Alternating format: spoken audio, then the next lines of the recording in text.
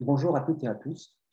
Cette brève présentation se rapporte à l'utilisation de capteurs gravimétriques pour la détection d'ions plomb en solution. Avant une utilisation pratique de ce genre de capteurs, nous avons commencé par des calculs théoriques sur 6 molécules qui étaient toutes à base de bicarbonate. 3 possédaient les mêmes chaînes centrales et différaient par les groupements latéraux, alors que les 3 autres présentaient les mêmes groupements latéraux et différaient par leur chaîne centrale. Parmi les différents paramètres auxquels on peut accéder, nous nous sommes focalisés sur les énergies d'interaction et entre, bien sûr, ces molécules et l'ion plomb. La meilleure affinité a été observée pour la molécule M4 avec la plus grande énergie. Bien sûr, la courbe ici n'est là que pour du délai.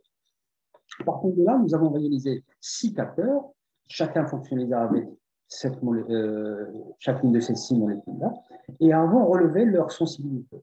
Celle-ci est reportée ici. Là aussi, la courbe n'a pas lieu d'être. Bon, c'est pour un petit peu l'idée.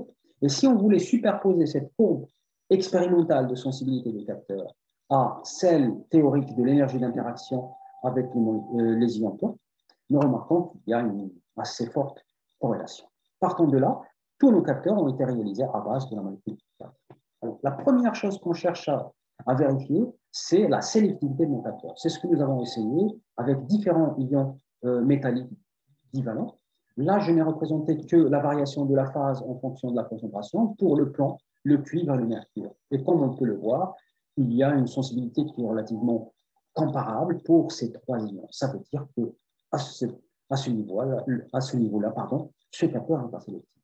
Ça peut être une limitation, mais je dirais que cette limitation pourrait devenir un avantage. Il suffit de considérer ce capteur dans sa globalité et de dire qu'il fait partie d'une chaîne de mesure complète et qu'il en serait le premier étage. Ça veut dire que si on fait un test avec ce capteur-là, une réponse négative voudrait dire que la solution testée ne contient pas d'ions métalliques, et une réponse positive signifierait qu'il y a une pollution métallique. À charge pour nous de venir réaliser un capteur qui serait plus spécifique, peut-être à base de polymères à empreinte ionique, comme celui qui vient d'être présenté par ma collègue, et pour qualifier cette pollution et bien sûr la quantité.